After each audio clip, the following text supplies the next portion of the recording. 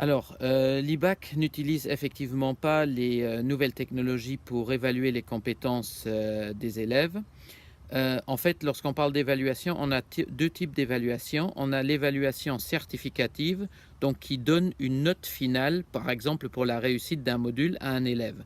Et effectivement, à ce niveau-là, nous ne pouvons pas travailler avec les nouvelles technologies parce que si on permet aux élèves de faire des devoirs à distance, c'est-à-dire si on ne les voit pas en présence, on n'a aucune preuve que ce soit effectivement eux qui fassent les devoirs dans les conditions que nous exigeons.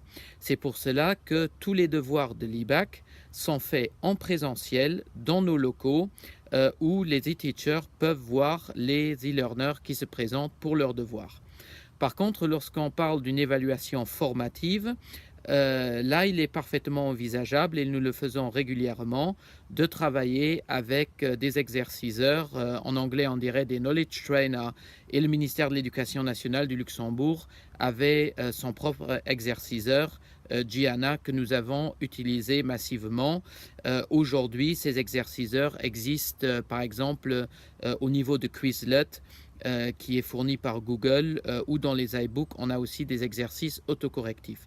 Donc, pour résumer, si on parle d'évaluation formative, une évaluation à distance est possible et envisageable. Par contre, lorsqu'on parle d'une évaluation certificative, nous devons garantir un certain degré de qualité, nous devons nous assurer du travail effectivement personnel des e-learners, et donc là, à mon avis, même à moyen voire long terme, il n'est pas envisageable que les élèves puissent passer leurs examens à distance.